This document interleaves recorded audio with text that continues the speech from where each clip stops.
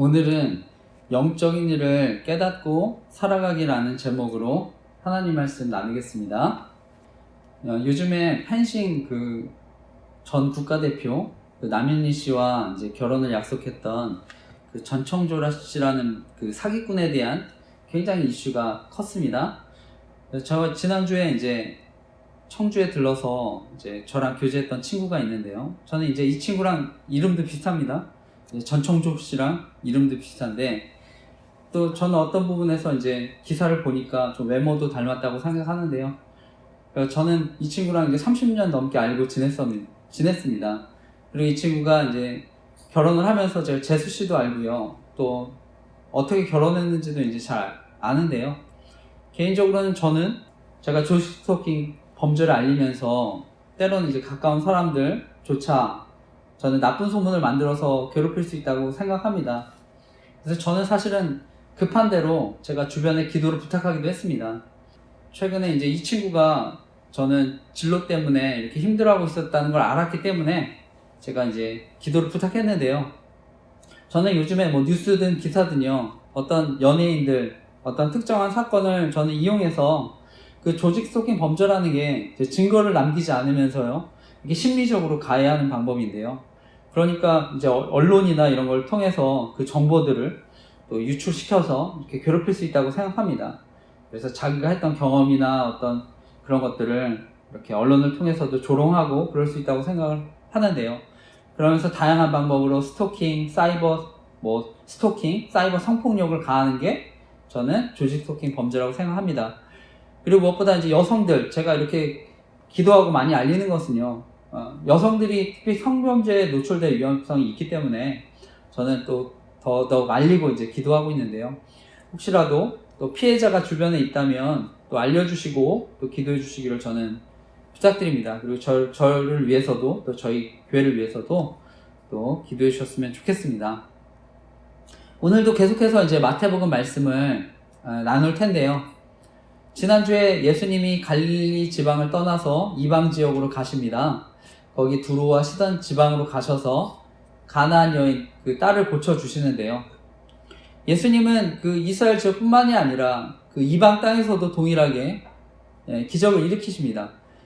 그리고 나서 또 데가볼리라는 지역에 가시는데요. 이곳에서도 칠병이어라는 기적을 또 일으키시는데요. 우리가 잘 아는 대로 오병이어는 벳사다 들판에 유대인들이 많이 사는 곳에 기적을 일으켰다면, 이 칠병이어는 이방인들이 많이 사는 지역에서 일으키신 기적입니다. 그러니까 결론적으로 유대인이나 이방인이나 하나님은 동일하게 풍성한 은혜를 부어주신다는 것을 말씀하는데요. 오늘날 저는 이스라엘 또 팔레스타인 전쟁을 보면서요, 복음이 저는 이스라엘 땅과 팔레스타인 모두에게 전해졌으면 하는 마음입니다. 예수님은요, 자신을 배척하고 십자가에 매달았던 이스라엘 백성도 사랑하신다고 생각하고요, 또 이방 땅, 예수님을 모르는 팔레스타인 지방 사람들도 사랑하신다고 믿습니다. 그래서 정말 양쪽의 땅에 전쟁으로 인해서, 그리고 그 전쟁이 더 확대되지 않도록 또 함께 기도했으면 좋겠습니다. 오늘 말씀의 제목이요, 영적인 일을 깨닫고 살아가기인데요. 저는 오늘 또 말씀을 나눌 텐데, 오늘도 이 말씀 붙들고 우리가 또 살아갈 때 하나님의 사랑과 또 인도하심을 경험하는 저와 여러분 되시기를 간절히 기도하고 축복합니다. 오늘 나누고 싶은 한 가지 핵심적인 교훈은요, 우리가 형식주의랑 어떤 세속주의, 그것을 조심해야 우리가 영적인 일을 깨닫고 살아갈 수 있다는 것입니다. 그래서 핵심은요, 우리가 형식주의와 세속주의를 조심해야 영적인 일을 깨닫고 살아갈 수가 있다는 것입니다. 이것이 오늘 핵심인데요. 오늘 말씀, 이방인의 땅에서 예수님이 머무르다가요, 다시 이제 유대 땅으로 오늘 돌아오는 말씀입니다.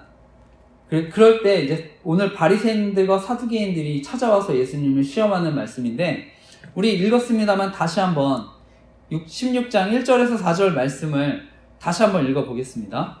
16장 1절에서 4절 말씀 다시 한번 읽어보겠습니다. 시작. 바리새인들과 사두개인들이 와서 예수를 시험하여 하늘로부터 오는 표적 보이기를 청하니 예수께서 대답하여 이르시되 너희가 저녁에 하늘이 붉으면 날이 좋겠다 하고 아침에 하늘이 붉고 흐리면 오늘은 날이 굳겠다 하나니 너희가 날씨는 분별할 줄 알면서 시대의 표적은 분별할 수 없느냐. 악하고 음란한 세대가 표적을 구하나 요나의 표적 밖에는 보여줄 표적이 없느니라 하시고 그들을 떠나 가시니라. 아멘. 말씀해 보니까 오늘 바리새파 사람들, 사두개파 사람들이 와서 예수님을 시험합니다. 그리고 하늘로부터 내리는 그 표적을 보여달라고 하는 건데요. 이 바리새파랑 사두개 사람들은요, 원래 서로 대립적인 관계에 있는 사람입니다. 그래서 사두개파는 사독 가문의 어떤 부유한 제사장들이었는데요. 근데 이들이 이제 유대 그 귀족 가문들하고 연합해서 결국 그 성전을 이렇게 관할합니다. 그래서 이 사두개인들은 주로 부자들이었고요. 어떤 현실주의적인 삶을 살아가는 사람들이었습니다. 그래서 어떤 로마의 정책에 대해서도 동조하면서 이제 권력을 차지하는 것이고요. 그런데 이들이 이제 특징적으로는요, 이제 성전을 중심으로요, 이스라엘의 그 신앙 중심이 되도록 어떤 율법보다는 어떤 성전 중심의 삶을 강조합니다. 그러면서 이제 모세오경 그 외에는 이제 다른 성경은 부인하고요. 그러면서 부활, 내세 이런 거 믿지 않았습니다. 그런데 바로 이들과 대립하는 사람들이 바리새파 사람들이었는데요. 어떤 의미에서는요, 이런 현실적인 삶을 살아가는 사두개파 사람들, 그 사람들에 대한 반발로 일어난 사람들이 바리새파 사람들이라고 할 수가 있습니다. 그 사독 가문만 차지할 수 있었던 그 대제사장, 그 자격 문제를 이제 얘기했고요. 그리고 부패했던 당시의 성전 제사 문화에 대해서도 비판을 합니다. 그래서 이 당시에 성전 제사보다 어떻게 보면 이들은요, 바리새파 사람들은 우리가 에스라 전통을 이어서 어떤 율법을 실천하면서 사는 게 중요하지 않느냐 이렇게 강조를 했는데요. 그렇게 또 얘기할 수 있었던 배경은요, 잘 아시는 대로 포로기 때 성전이 없었어도 이들이 하나님께 예배하고 또 말씀대로 살아가지 않았습니까? 그러니까 이들이 성전이 또 없어도 율법의 어떤 신앙 중심을 세워야 된다고 얘기했던 것이고요. 그러니까 모세오경 외에 어떤 그런 전통도 중시하고요. 또 영이나 부활 이런 것들도 강조를 했습니다. 이런 관점에서 그냥 일반 백성들은요, 이렇게 조상들의 전통을 지키고자 하고 또 전통을 이렇게 강조하는 어떻게 보면 바리새인들을요, 사람들은 더 많이 또 칭찬하고 추종했다고 이렇게 합니다. 어쨌든 오늘 말씀에 보면 이렇게 사두개파, 바리새파 서로 섞일 수가 없었는데요.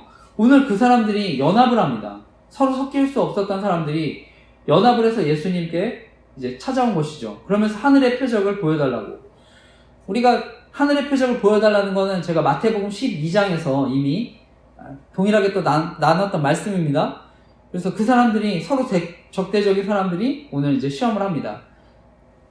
이미 사실은 하늘의 표적을 보여달라 이렇게 했을 때요, 예수님은요 분명히 귀신도 쫓아내고요, 병자도 치료해 주셨습니다.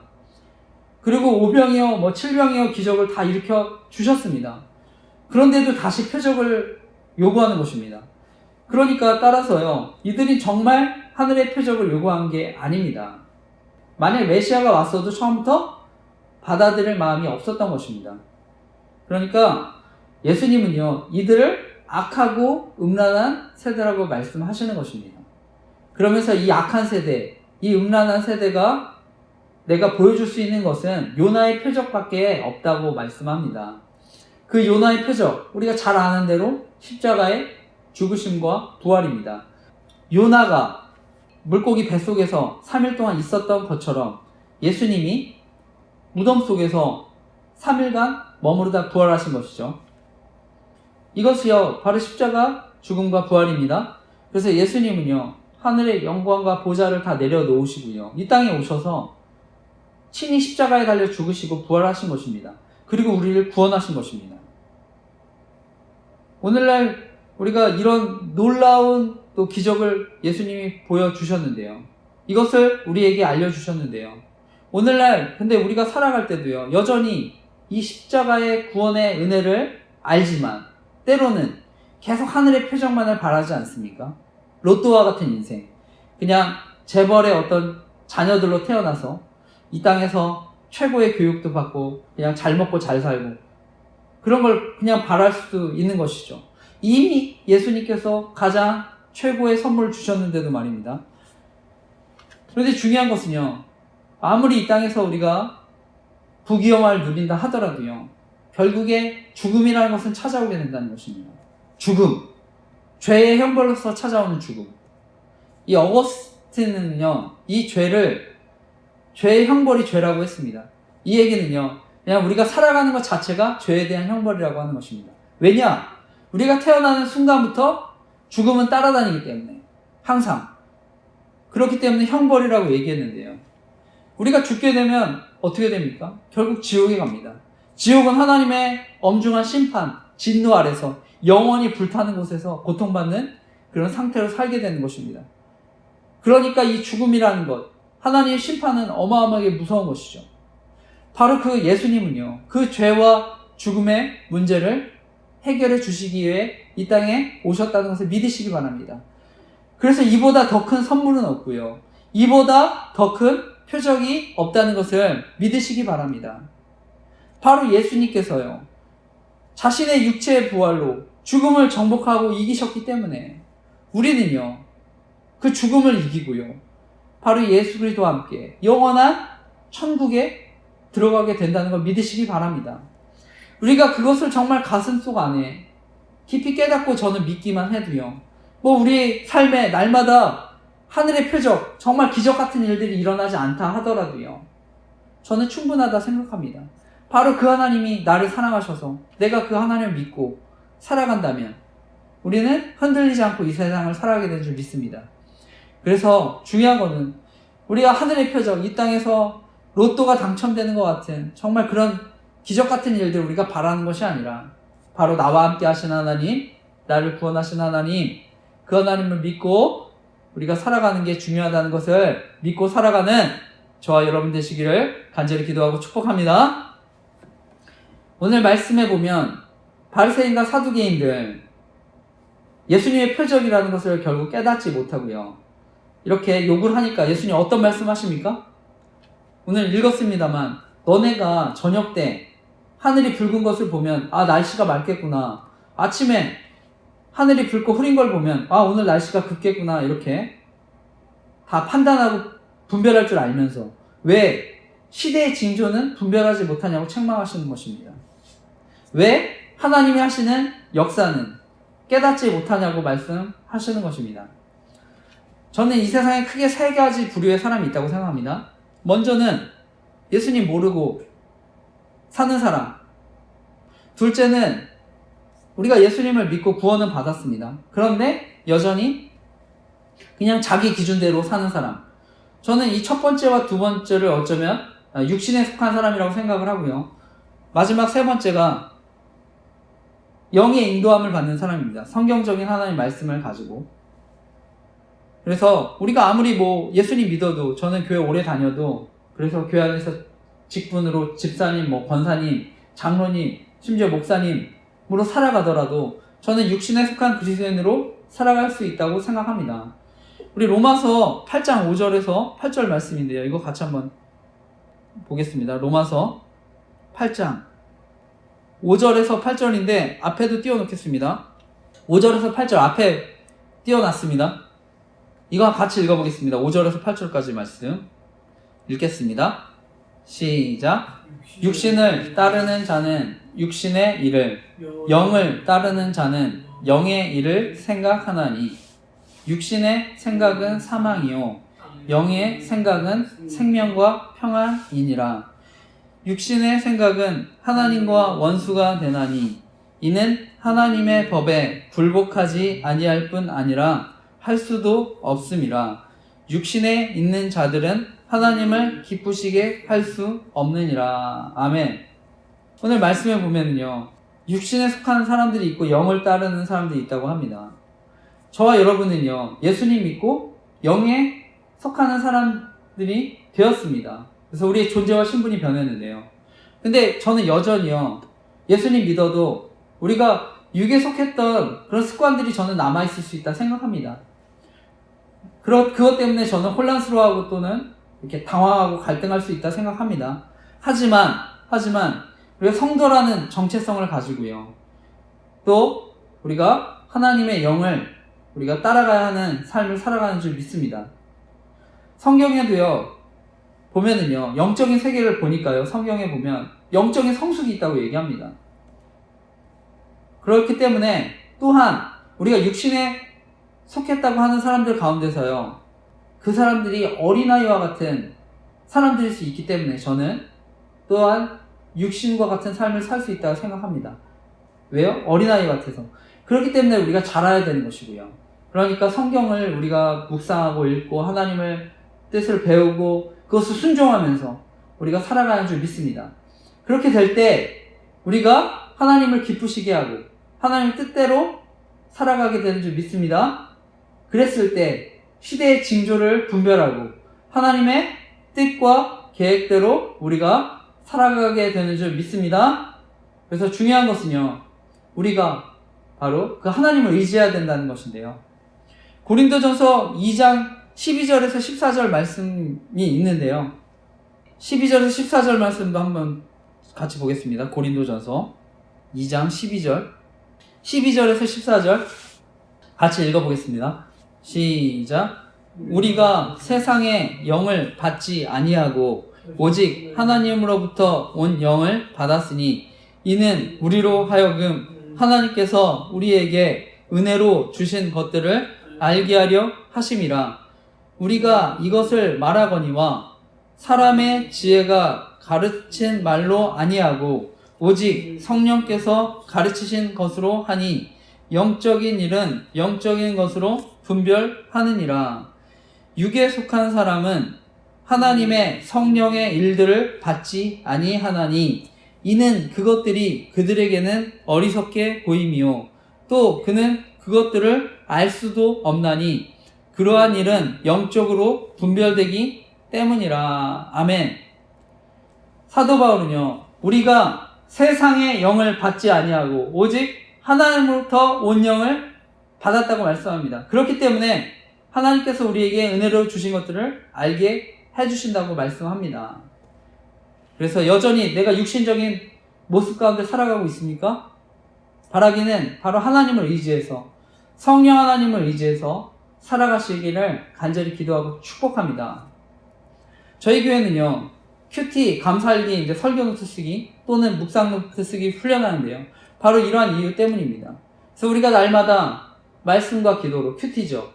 그리고 하나님의 은혜 주신 것을 감사하면서 이제 감사일기를 쓰면서 또 우리가 하나님의 말씀대로 그래서 또 한 주간 살아가면서 또 묵상한 것들을 이렇게 적용해 가다 보면 저는 반드시 영을 따르는 삶을 살아가게 되는 줄 믿습니다. 그래서 저와 여러분 모두가 또 그러한 삶을 살아가는 저와 여러분 되시길 축복합니다. 이어서 말씀을 보면은요, 예수님과 제자들은 그리고 나서 이제 사두개인을 떠나서 건너편으로 가십니다. 그때 이제 제자들이요, 떡을 챙기지 못했던 걸 염려합니다. 우리 번역된 겁니다만 빵이죠.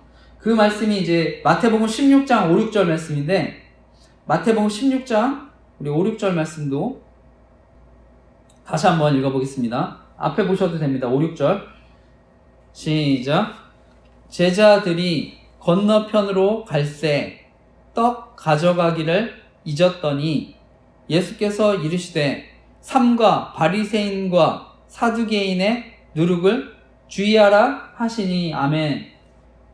제자들이요, 빵이죠. 우리나라 번역은 떡인데 이렇게 빵을 챙기지 못한 그 염려하는 제자들에게 얘기합니다. 바리새인들과 사두개인의 누룩을 주의해라. 우리가 누룩은 잘 아는 대로 효모입니다. 발효시키는 거. 그 다음에 밀가루 발효, 이스트의 역할을 하는 거죠.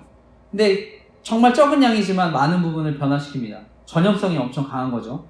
그러니까 예수님은요, 그걸 조심하라는 것입니다. 바리새인과 사두개인들의 전염성을 조심해라. 그리고 우리 읽었던 마지막 말씀인데요, 우리가 다 읽진 않고 11, 12절만 마지막 말씀입니다. 11, 12절만 다시 한번 읽어보겠습니다. 앞에 띄웠습니다. 11, 12절만 읽겠습니다. 시작.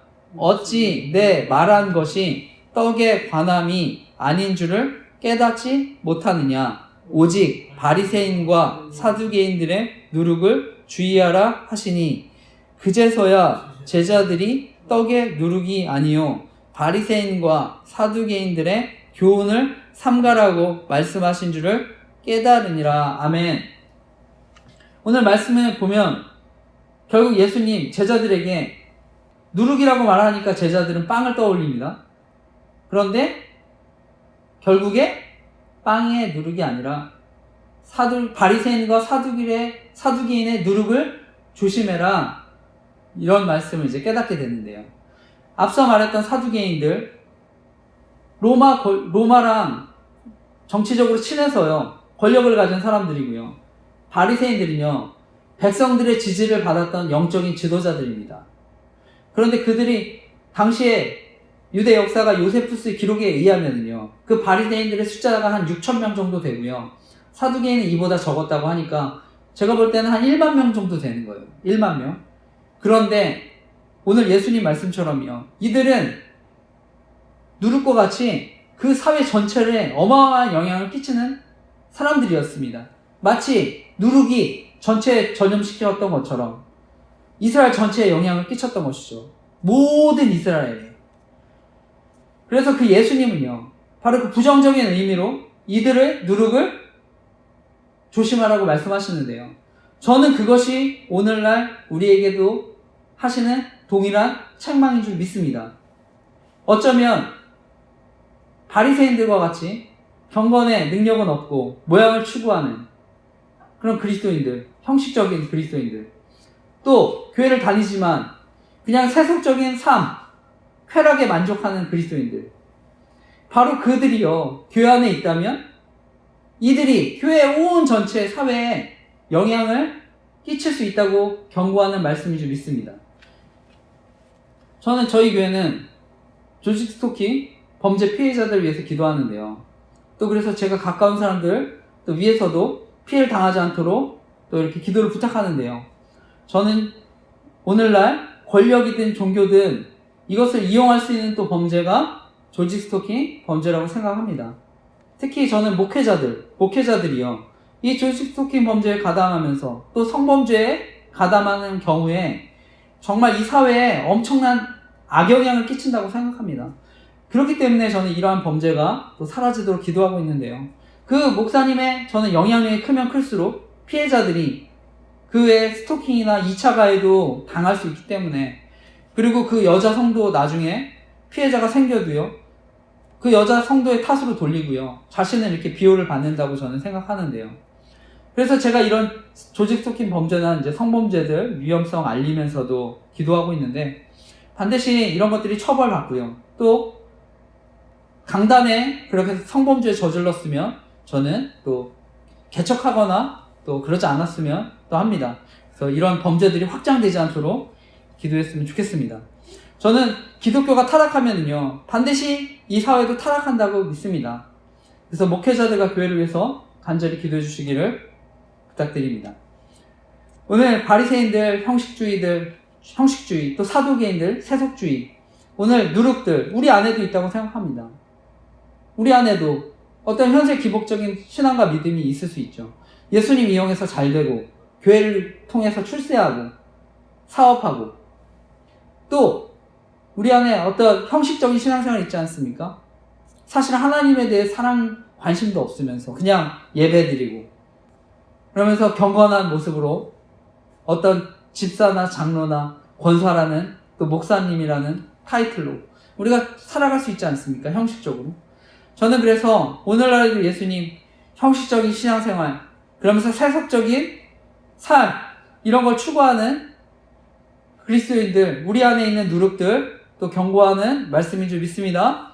그래서 바라긴 이번 한 주도요, 우리가 이런 신앙생활 조심하고, 그래서 무엇보다 하나님의 그런 우리가 역사를 또 경험하며 살아가는 저와 여러분 되시기를 간절히 기도하고 축복합니다.